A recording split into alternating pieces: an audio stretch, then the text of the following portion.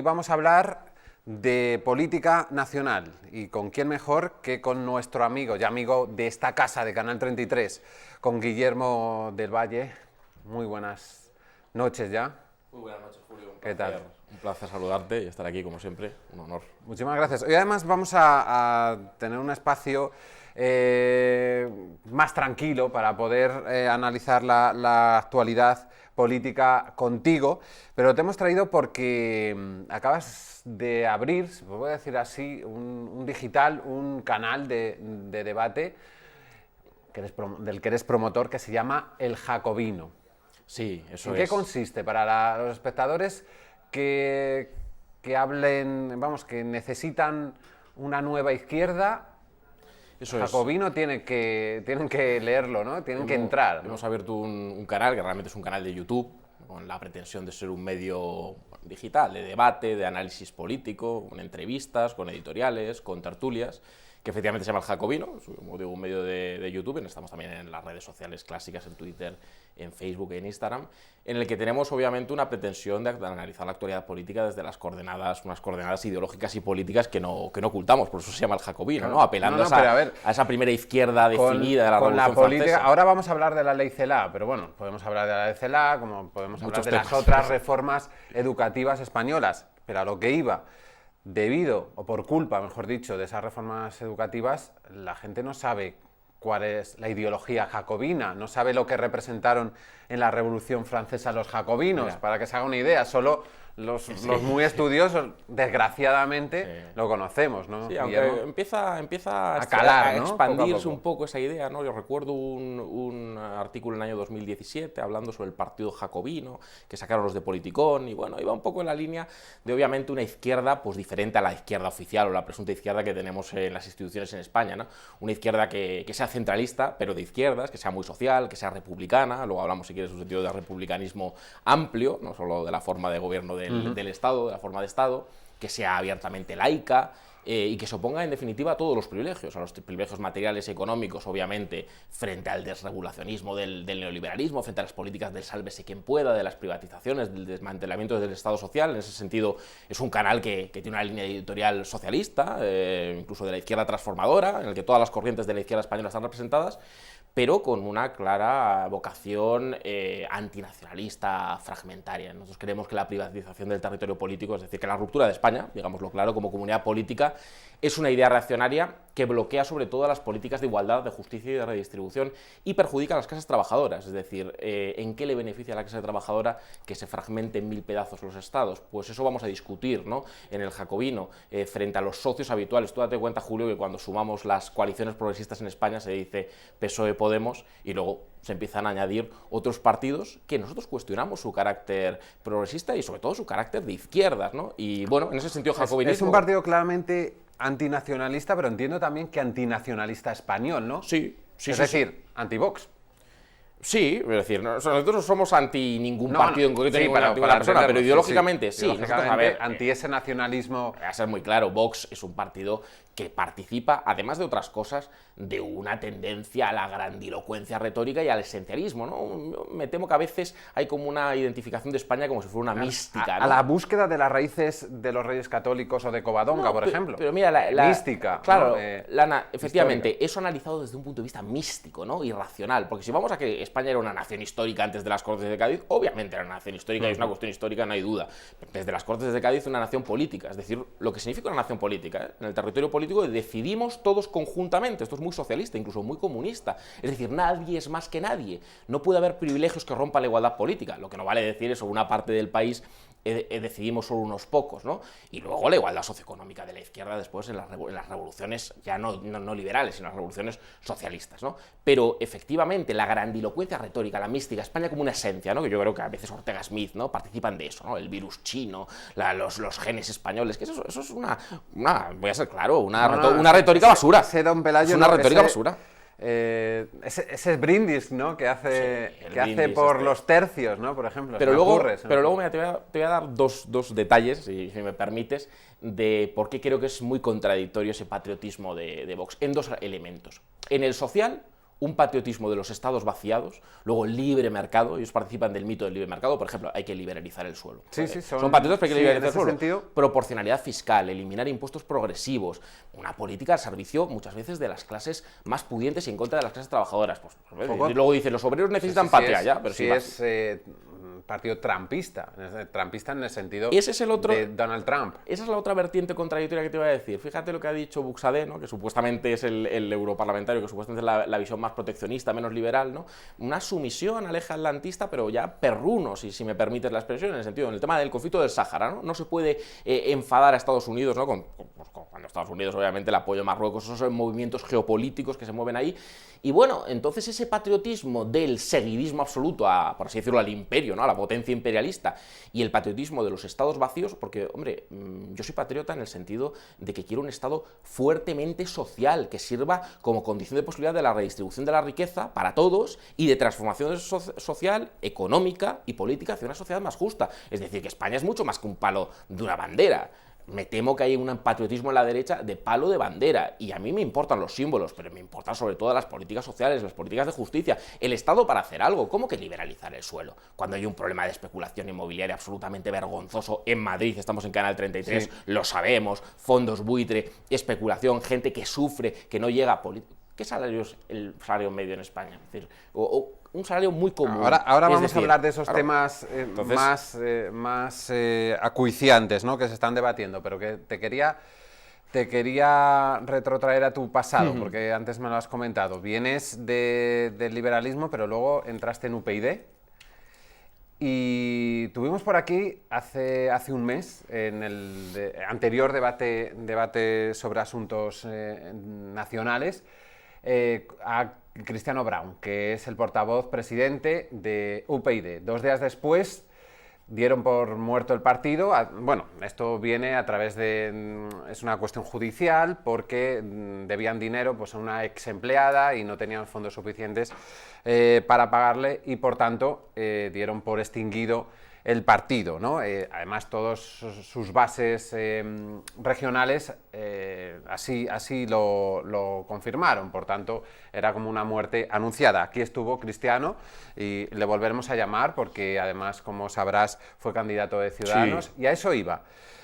UPyD, después de estar en esta caminata en el desierto, al no tener representación, solo le quedan algunos concejales, ha optado por aliarse con Ciudadanos. Ciudadanos es otra cosa. Hay otro margen, podemos decirlo así, si no me corriges, de UPyD, que os habéis ido más a la izquierda y ellos se han ido más a Ciudadanos. Lo que pasa ¿Es así o lo que pasa es que yo no soy representativo en ese sentido. Sí, bueno, yo fui miembro del Consejo de Dirección, y no lo oculto, por supuesto, y bien sí, orgulloso en el año 2016. Es decir, estuviste al lado de Gorka Maneiro. Sí, de Gorka Maneiro, 2016. Fundasteis una plataforma ahora, que ya era diferente y tal.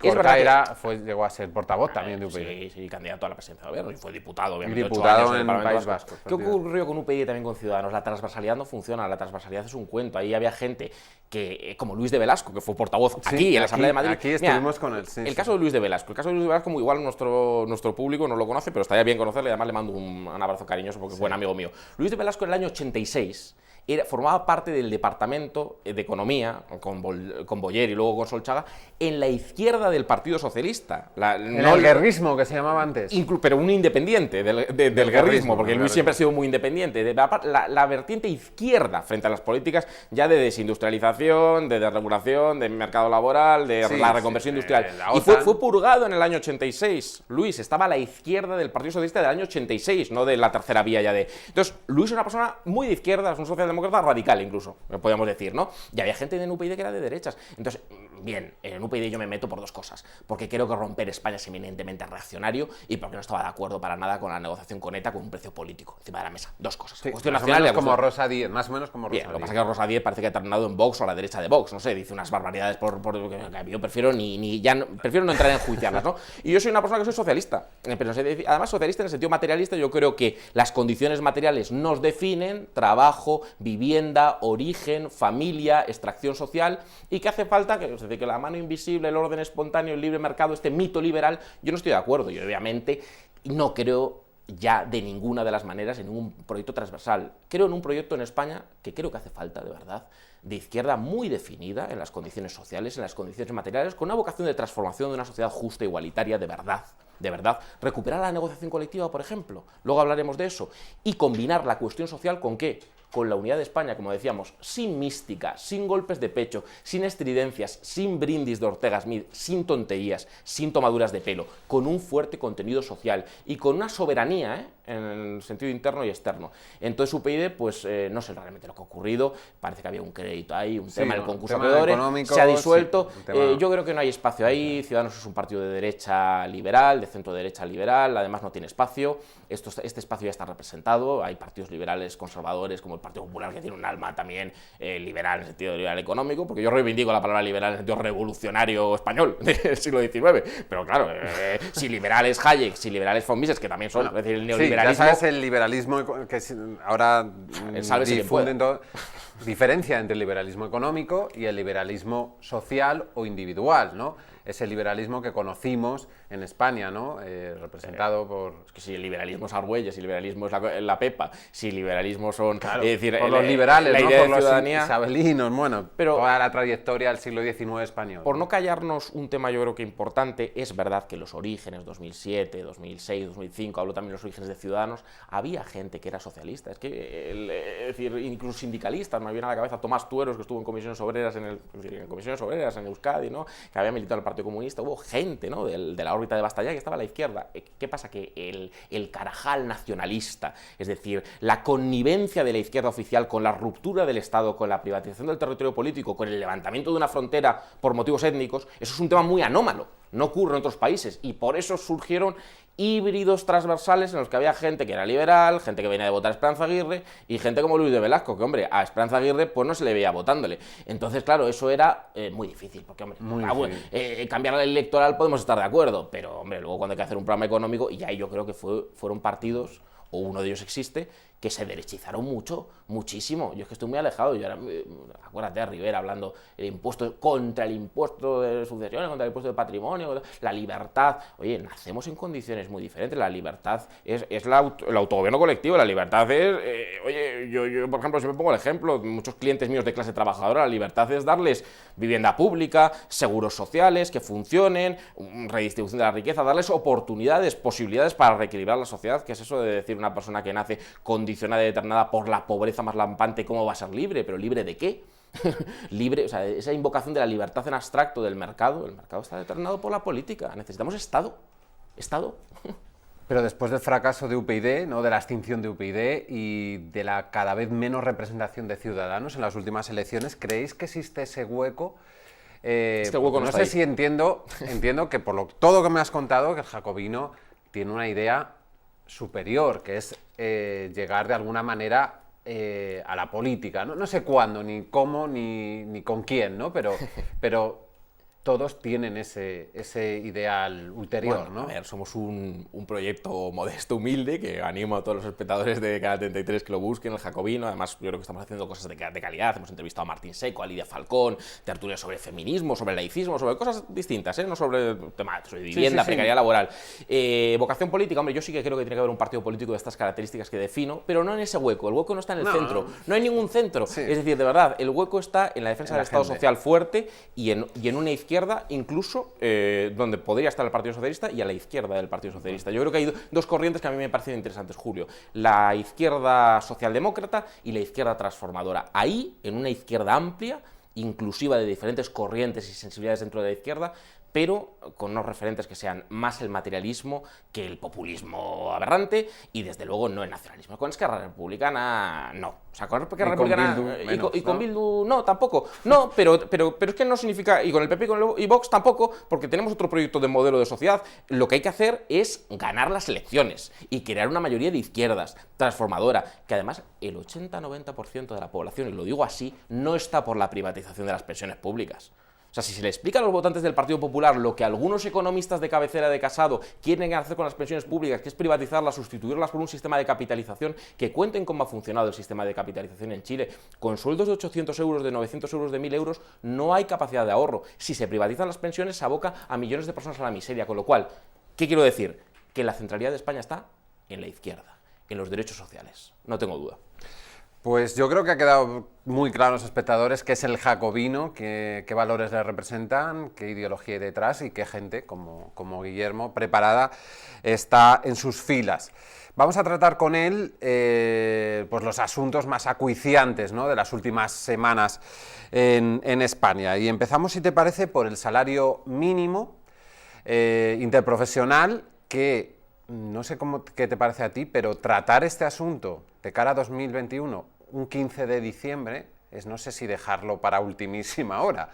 Hay varias versiones, es decir, en este caso, después de varios acuerdos colectivos conseguidos por la ministra de Trabajo, parece que en esta ocasión no va a ser así, que la COE se opone, la patronal, rotundamente a una subida de cualquier tipo de este salario mínimo. Recordemos a los espectadores que está en 950 euros después de las subidas, grandes subidas de los últimos 2 años de gobierno de Pedro Sánchez. El UGT quiere llegar a los 1.000 euros, igual que Podemos. Comisiones Obreras no han fijado una cantidad y a lo mejor puede quedarse, si las cosas quieren llegar a ser consensuadas, en una subida entre el 0,9%, que es lo que va a aumentar el sueldo de los funcionarios, o entre el 1 y 2%, que es lo que se calcula que subirán los salarios de los trabajadores. Guillermo,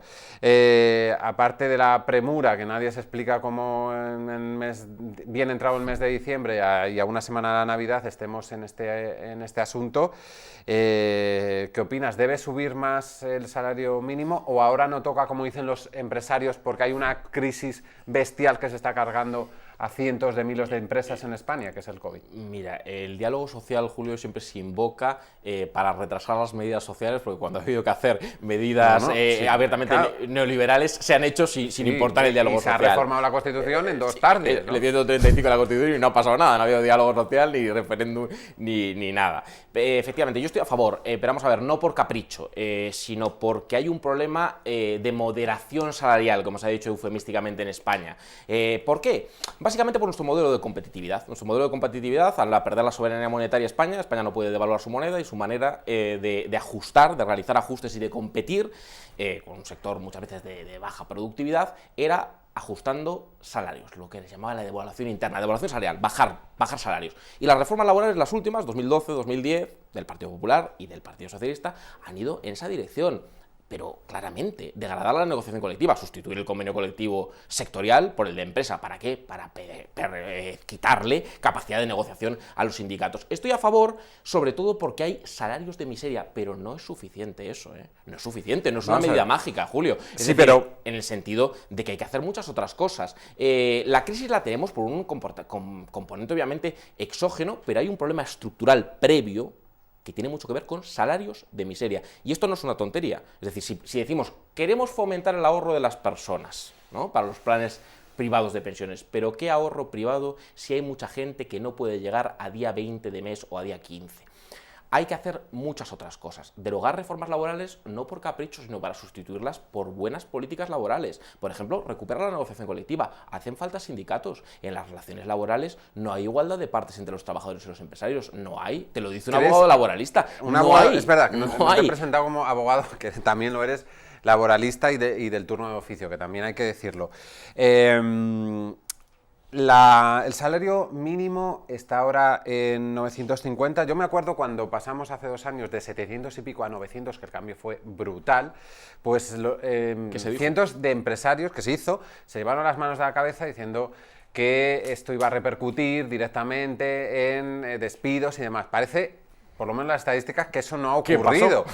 No sé si ha ocurrido otras cosas como la llamada economía compartida, para entendernos, los globos todo lo que no es régimen asalariado, sino que es régimen autónomo precario, o ni llegado a eso, ¿no? Por supuesto que ha ocurrido, pero eso no ha ocurrido por esa medida. Esto ya venía de largo. Ha ocurrido por diferentes cuestiones, por la digitalización de la economía, por economías abiertas, por esta nueva economía digital, que muchas veces es la ley de la selva, preocupa por las posibilidades de deslocalizaciones productivas de muchas empresas, que son empresas transnacionales, por la merma de la soberanía de los estados, que muchas veces no pueden poner ni siquiera un impuesto razonable a Amazon, Google, Facebook, y sobre todo por lo que te decía, porque el tenor de las reformas laborales ha ido en desplazar el mundo de las relaciones laborales, que es un mundo de protección, y esto es perfectamente entendible por la audiencia, es decir, mundo de protección, hay desigualdad, no son relaciones mercantiles, privadas, en el que las partes libremente pactan, entonces ahí se necesita una protección, por eso es tan importante la negociación colectiva, pero además se abarató el despido, oye, de 45 días a 33 el despido improcedente, en la de 2010 de Zapatero, también es cierto. El despido objetivo, entonces hay que hacer muchas cosas, recuperar la ultraactividad de los convenios, recuperar la negociación colectiva, muchísimas cosas, y sobre todo, muy importante, el modelo de crecimiento no puede ser bajando salarios a la gente como se ha hecho en las últimas décadas. Tiene que ser una competitividad diferente. Para empezar, no tener un tejido industrial, haber perdido un gran tejido industrial que está muy ligado a empresas más grandes, con mejores salarios, con mejores condiciones, con más poder de negociación de los trabajadores. Y cambiarlo todo al sector servicios, enfocarlo directamente, ¿no? Exactamente, la terciarización. El país de las cervezas.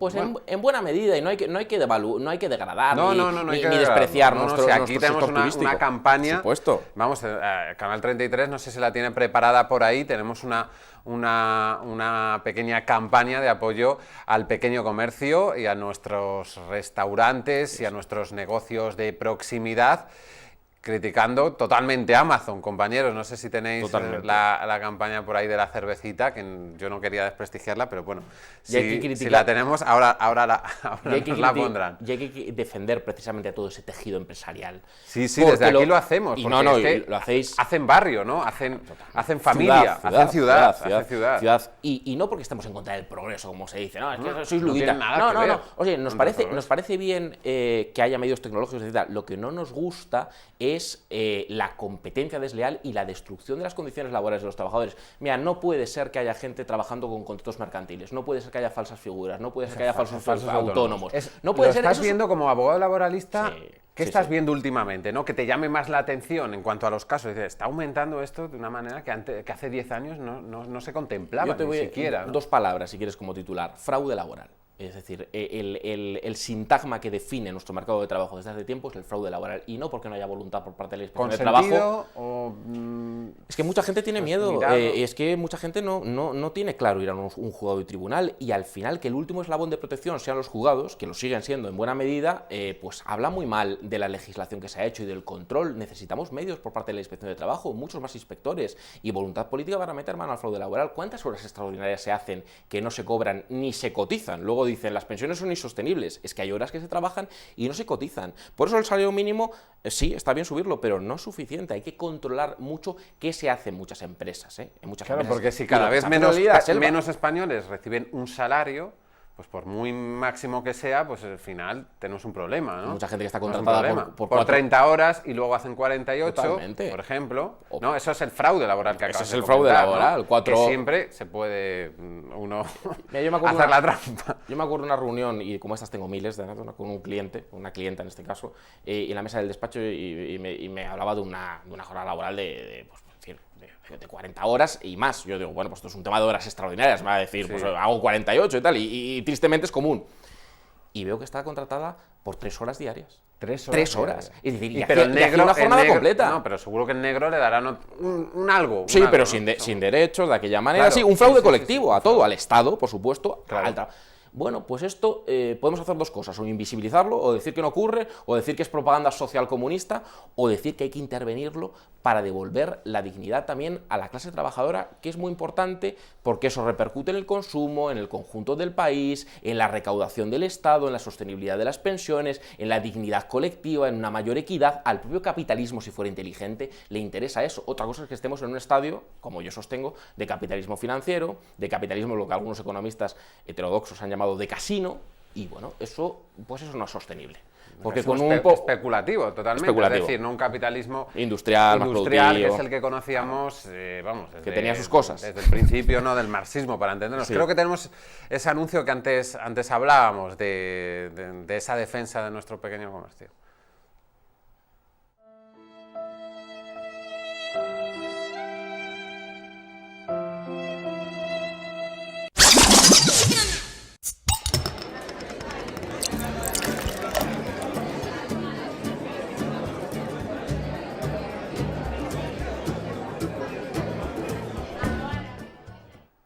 pues ese... Muy bueno.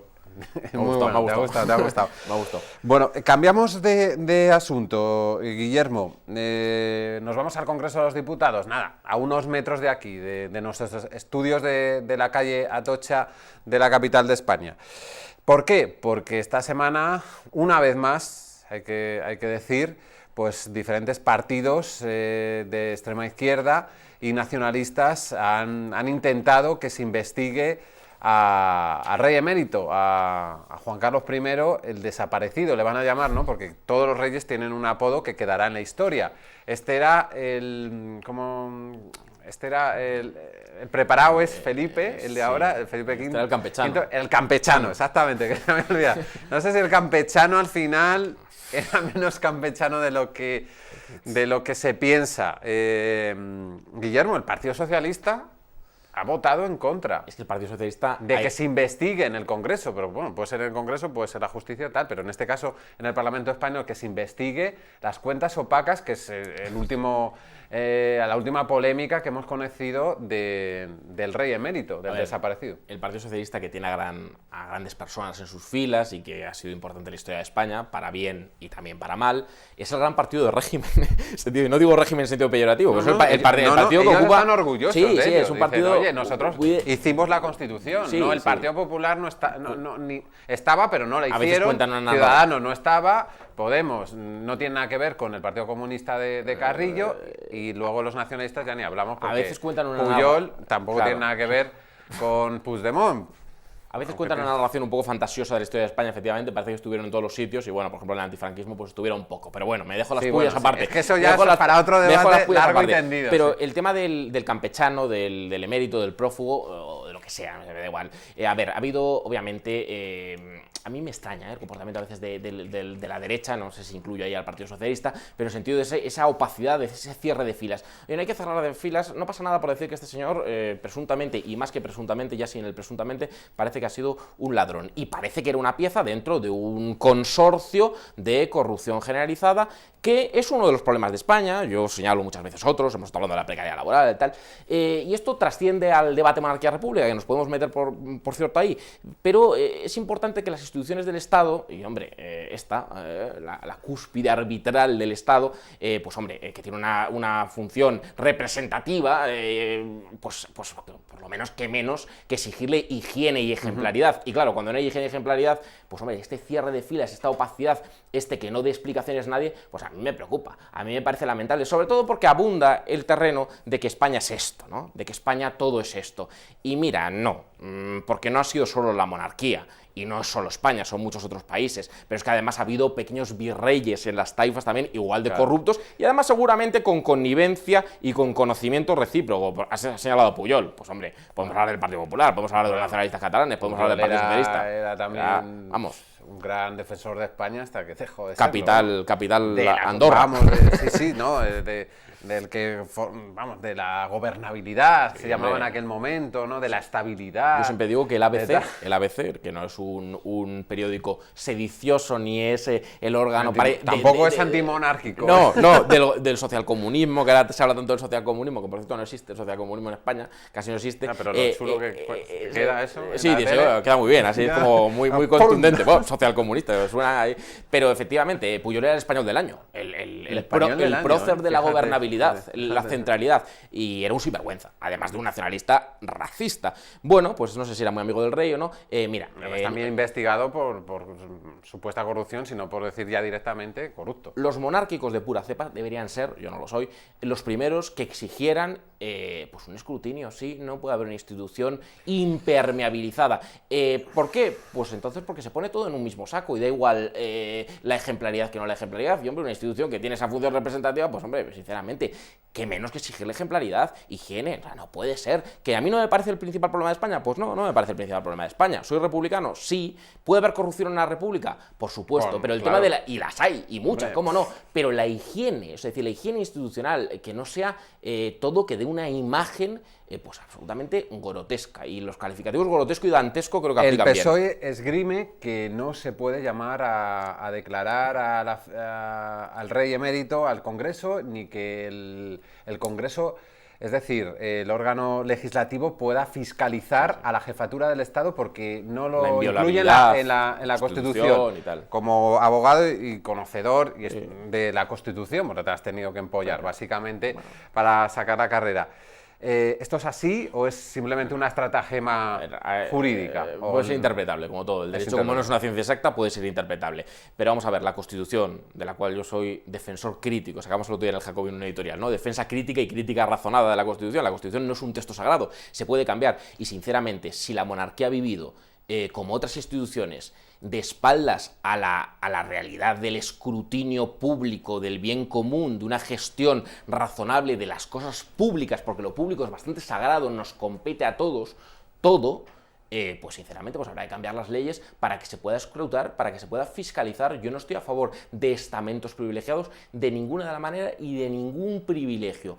Oye, soy un detractor férreo de los privilegios sustantivos, de los privilegios históricos, de los privilegios feudales, forales, de los derechos históricos, de los privilegios económicos que hablábamos, de determinadas clases pudientes. Pues hombre, no voy a defender ahora un privilegio estético o un privilegio representativo. La derecha argumenta por su parte que todo es una campaña contra España. Contra España, efectivamente, es decir, derrocar al rey para derrocar los cimientos, o uno de los cimientos principales de la nación. Pues mira, yo le digo a la derecha, le diría a la derecha lo siguiente, le diría a la derecha que España es mucho más que eso, que España es mucho más que un rey, que España es preexistente a este señor y a las cacerías de Botswana. España es mucho más importante que esto, y hay una tradición, por cierto, republicana en España, que no es como nos quieren vender todo un conglomerado y un continuum nacional fragmentario etnicista, un respeto a personajes muy importantes y furibundamente antinacionalistas y patriotas como Manuel Azaña, como Negrín, como personas importantes de la izquierda republicana y socialista. Con lo cual, España es mucho más importante que eso, porque España, ¿qué es? Una nación política, pues un territorio político compartido, lo que es de todos, la decisión conjunta entre todos, las instituciones, la posibilidad de redistribución, de reequilibrio, un Estado social y democrático de derecho, teóricamente, ¿no? España es mucho más que la monarquía. Obviamente se votó en PAC en la Constitución, pero la Constitución se puede cambiar, y yo diría que la Constitución se tiene que cambiar en muchas formas. Eso sí, yo no voy a estar con los republicanos, aviso, de la plurinacionalidad. O sea, república... Pero federalista, sí. Tampoco. Hombre, hemos montado Jacobino. Claro, sí, pero claro, había varios conceptos de república, lo vimos en la primera república española. Sí. Que terminó la cosa muy mal. Con Pi Margall y con los unitarios o los federalistas. Los cantonalistas. Unitario, entiendo, una república unitaria. Como me sacas ese detalle histórico, sí, que me encanta, muy sucintamente. Para desarrollarlo, pero bueno, es un detalle, un detalle. Me gusta más la definición constitucional de la Segunda República, Estado integral.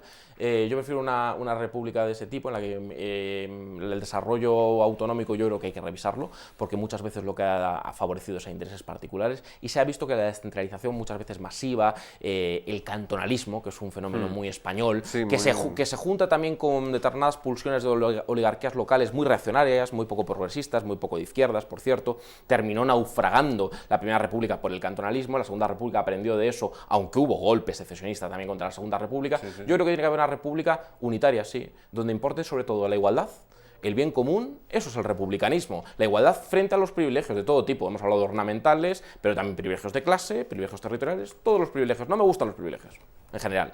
Hablamos de la ley Cela, la conocida, es que como han cambiado tantas veces de nombre, yo ahora ya no sé, pero bueno, la nueva ley de educación aprobada en el Congreso de los Diputados por el PSOE y partidos minoritarios y también partidos nacionalistas e independentistas. La presidenta de la Comunidad de Madrid, al igual que otros presidentes del Partido Popular de otras regiones de España, han adelantado que van a intentar burlar esta ley pues a través de adelantos de normativas como hemos conocido esta semana en la Comunidad de Madrid, sobre escolarización de los menores, adelantándola, también aumentando los conciertos educativos a 10 años. Se anunció hace apenas unas horas la presidenta autonómica, Isabel Díaz Ayuso, y otra serie de tácticas que no quieren desvelar, pero que iremos conociendo. ¿Es tan mala? Vamos a hablar con Guillermo, que seguro que se ha leído, porque sé que habéis abordado este tema de la ley Cela. ¿Es tan mala como dice la derecha? ¿Es verdad que ataca la enseñanza concertada? Y si es así, ¿es legítimo con el dinero público financiar este tipo de enseñanza? ¿Impide la libre elección? ¿Va en contra de los centros de educación especial? ¿Ataca al español como lengua vehicular en las clases? Guillermo, son muchas preguntas, empieza por la que quiera, pero sé pero interesantes que os habéis, todas. para entendernos, posicionado en contra en algunos aspectos de esto. Exacto, bien definido, en contra en algunos aspectos, en otros estoy a favor y voy a intentar desgranarlo. Vamos a ver, lo primero de todo, como cuestión preliminar, me preocupa, y eso sí que es importante, hablamos antes de patriotismo, que cada autonomía que se haya generalizado ese estado de cosas, de que cada gobierno autonómico, un estado de taifas competitivas, puede hacer lo que le da la gana con las leyes nacionales. Claro, unas competencias. Ojo, claro. Que dice, bueno, pues ahora vamos a intentar burlar. Ya, y si pasa al revés, es decir, vosotros estáis en el gobierno central y que os intenten trampear esa ley. El PP en eso no engaña, siempre ha defendido el estado de las autonomías, pero al servicio, pues ya lo hemos visto, por ejemplo, de la competitividad fiscal o ultranza. Y también de los esto, impuestos, ¿no? de bajar impuestos, de neutralizar impuestos. Que aquí hemos tratado muchas veces. Totalmente de acuerdo. Por eso creo que esas competencias, como educación, sanidad, fiscalidad, tienen que volver al Estado central para garantizar el Estado social. Y eso se lo debería mirar Rejón, Iglesias, se lo debería mirar eso mucho, porque la descentralización ha servido más al neoliberalismo que a la izquierda. Quizás estando en el poder se van a dar cuenta de estas cosas. A ver si se dan cuenta, porque ya dijo Pablo Iglesias que hay que armonizar, excepto el concierto económico vasco y el convenio navarro. No me tome el pelo, señor vicepresidente, pero bueno, con todo el respeto. Claro, pero bueno, por algo hay que empezar. Pero sí, a ver si empieza y termina. Porque lo otro hay que cambiar la Constitución quizá y es un follón. Pero mira, la ley CELA culmina una dinámica muy negativa de proscripción de escolarización en la lengua común. La lengua común es importante y no es un capricho de la derecha ni es un capricho reaccionario, es un instrumento que nos une y nos permite comunicarnos. Tener una coguinea, una lengua común es algo bueno, pero sobre todo para las clases trabajadoras, que se pueden mover, que pueden hacer... No puedes tener privatizado el mercado laboral en determinadas partes de España y decir, es progresista. ¿Por qué es progresista? Esto afecta a la población inmigrante, por ejemplo, y a gente que tiene una extracción socioeconómica muy dura, que están utilizando algunas lenguas cooficiales, que son muy respetables y maravillosas y magníficas desde el punto de vista de la diversidad cultural, pero los derechos son de las personas. Y para los que somos socialistas, podríamos hablar de derechos de las clases sociales, nos interesa hablar de ciudadanía y de clases sociales, no de los derechos de las lenguas ni de las rocas y tal. Entonces la lengua, en ese sentido, el arrinconamiento como peaje a pagar a los socios nacionalistas me parece un horror. Ahora bien, elemento que no comparto para nada de la crítica de la derecha a la ley CELA, la libertad educativa de los padres como una potestad absoluta y omnímoda para elegir. Mira, yo creo que lo que tendría que elegirse es entre educación privada y educación pública, pero con preeminencia de la educación pública. ¿Por qué? Porque la educación es una cuestión pública, se educa para ser ciudadanos, no para ser ni nativos de unas tierras ni buenos hijos de una familia, ciudadanos. Entonces esto de que la libertad educativa llegue a bloquear contenidos curriculares o precurriculares o extracurriculares porque parece que la educación es una cuestión privada y la potestad de los padres omnímoda. ¿Cómo? Los padres en una casa pueden no valorarse las matemáticas, la lengua, el español igual, porque también hay padres nacionalistas y secesionistas. Pero lo tienen que estudiar. ¿Y por qué tiene que imponerse? Porque el Estado tiene que imponerlo. Eso tiene que ver con la libertad republicana que a mí me interesa, no con la libertad del sálvese quien pueda y del todo vale, del individualismo a ultranza absolutamente injusto, con lo cual esa libertad educativa, mucho cuidado, yo no soy nada partidario de esa libertad educativa absoluta, porque hay padres que quieren educar en la sharia, que quieren educar en el creacionismo, hay casos, en la objetualización de la mujer, ¿todo eso tiene cabida? No. La subvención pública a esas opciones en virtud o en nombre de la libertad educativa, que muchas veces es lo que se convierte en la educación concertada, ¿se puede revisar? Pues sí, hay que revisarla, hay que revisarlo, porque no vale todo. Entonces, por ahí va bien la ley CELA. Por la proscripción de la escolarización de la lengua común, no. Y volvemos a lo de siempre, a esa crítica, parece que doy a unos y a otros, pero es verdad, es que hay una contradicción. La izquierda debería defender la lengua común precisamente porque es lo público, es lo que nos une, es lo que derriba barreras de entrada, pero la derecha también tiene legitimidad, por supuesto, para criticarlo, pero no con sus argumentos. Hay que defender el español por la libertad educativa de los padres. No, hombre, hay que defender desde el punto de vista de lo público, porque la educación es una cuestión pública. Ya digo, se educa para vivir en sociedad, no para ser pequeñas islas privadas. Oye, hay familias en las que habrá una cosmovisión que el hijo tiene que reproducirla necesariamente, correas de transmisión, los hijos siempre de los padres, pues no necesariamente.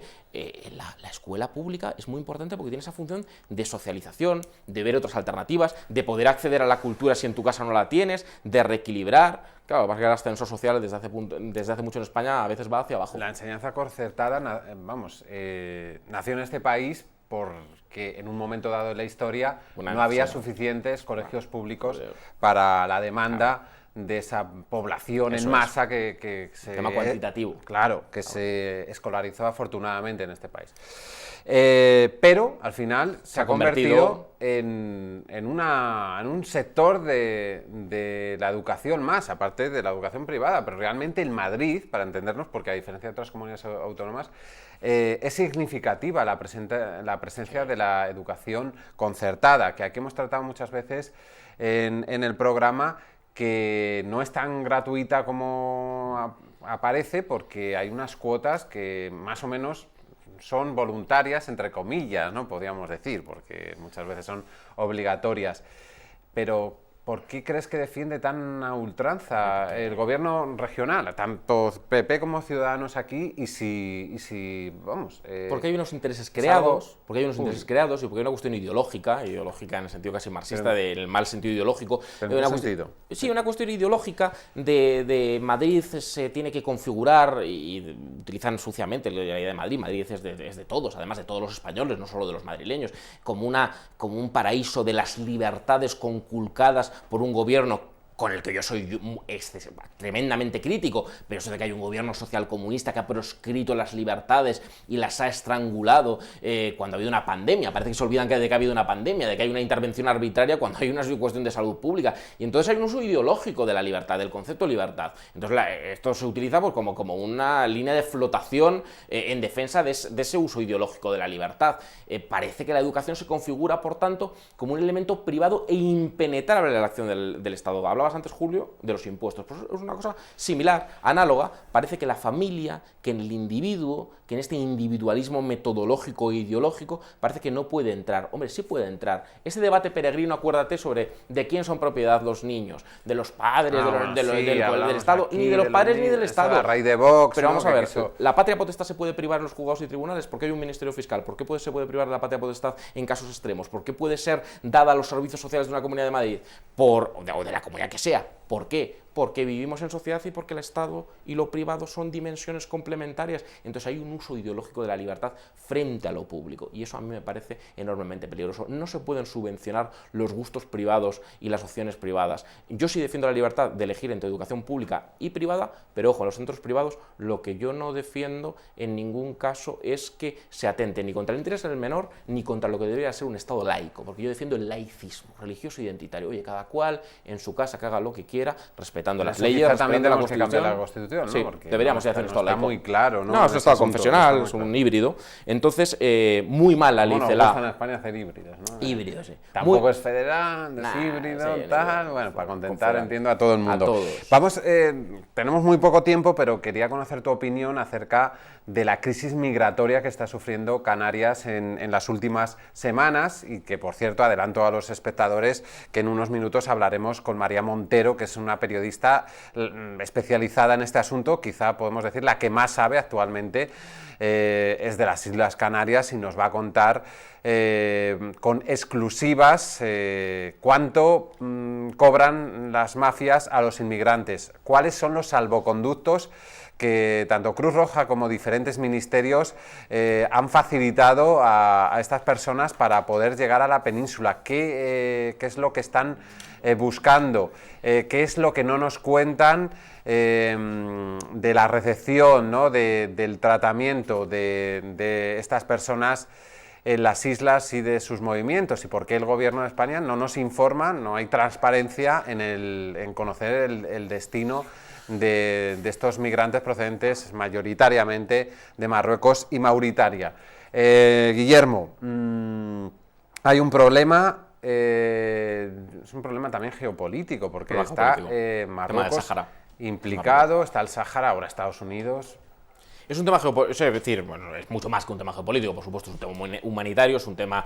humanitario, es un tema a todos los niveles, tiene muchas dimensiones, pero los cayucos, llegando en diciembre hoy, no puede analizarse sin tener en cuenta el movimiento geopolítico y lo poco que ha pintado España su independencia. Porque es verdad que hubo una reunión entre el rey, que allí manda el rey, allí presidente del gobierno, no sabemos quién es. Sí, pero Marruecos no interesa. Tiene movimientos siempre muy perversos porque sabe que puede hacerlos, porque siempre ha tenido el apoyo, obviamente, de peones geopolíticos importantes, por ejemplo, la Unión Europea, Francia y sobre todo Estados Unidos. Entonces estos patriotas de Vox ahora, por ejemplo, en silencio con ese tema, ¿no? Como son ese pro-trumpismo tan fiel y militante, no han dicho nada, ¿no? Han tirado balones fuera, ¿no? Pero el tema del Sáhara, que es un tema vergonzoso en el que España ha incumplido muchas veces su responsabilidad histórica, al Sáhara Occidental y al pueblo saharaui se le ha tratado como se le ha tratado durante tanto tiempo, y Marruecos siempre está jugando constantemente con el tema de la inmigración irregular, que es un tema, como digo, que tiene una dimensión humanitaria y que tiene una dimensión que nos lleva a muchas cosas, cómo conciliar el respeto de los derechos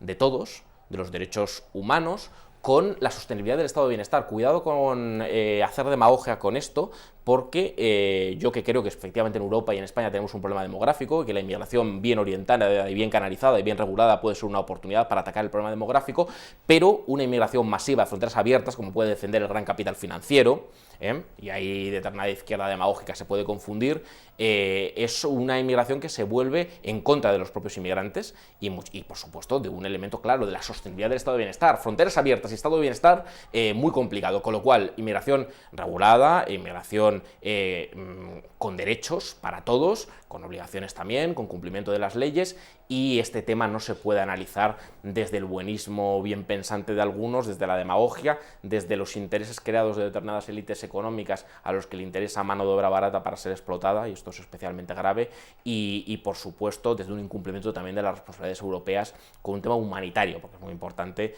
recordar que el comportamiento a veces con temas de refugiados ha sido vergonzoso, pero también nos retrae a un tema geopolítico, a ver si algunas potencias hegemónicas en lo geopolítico dejan de jugar a quitar y poner fichas de determinados gobiernos que en cierta medida hacían de tapón con todos sus déficits, con todas sus disfuncionalidades frente al islamismo radical, que es un verdadero problema en muchos sitios. Fíjate Francia, cómo está la cosa, verdadera. Entonces, a ver si geopolíticamente no se quitan y se ponen gobiernos con guerras cruentas, porque luego tienen consecuencias. Y desde luego el comportamiento del gobierno mirando a otro lado, no sabiendo explicar, pues es retrato de una España, pues tristemente, sin soberanía monetaria, con poca soberanía fiscal, sin soberanía militar, obviamente, y bueno, obviamente yo no voy a defender una España aislacionista en el mundo, en un mundo interconectado, pero da un poco de pena, ¿no?, que Marruecos pueda hacer arbitrariamente lo que sea, ¿no?, que el pueblo saharaui y que España pues no pueda decir... Es un tema que abordar. No puede decir nada, que España no puede decir nada. Es que no dice nada. Ni el PSOE ni el PP lo hemos todos callados. Que han estado callados. La bandera vacía, otra vez. Bueno. Pues nada, se nos ha agotado el tiempo y agradecer especialmente hoy a Guillermo por estar aquí, por darnos este análisis tan detallado, en ocasiones rápido. Yo me estaba acordando, tengo varios amigos de otros países que están intentando aprender español y lo hacen viendo programas de televisión, y hoy he pensado que lo han tenido difícil para seguir en algunas ocasiones la dialéctica del amigo Guillermo. Muchísimas Yo hablo rápido a veces. Gracias. Habla rápido, pero se te entiende bien en todos los sentidos. Mi madre te daría la razón con lo de que hablo rápido. Ha sido un placer, Julio, y como siempre a Canal 33 muchas gracias, que estoy muy cómodo en esta casa, y cuando para queráis, eso estamos. Cuando queráis. Aquí damos voz o intentamos dar voz a todo el mundo, y también tenemos que dar voz al jacobino, en este caso en representación, Guillermo Valle, que es abogado laboralista y del turno de oficio, también lo decimos aquí. Muchísimas gracias de nuevo por estar aquí.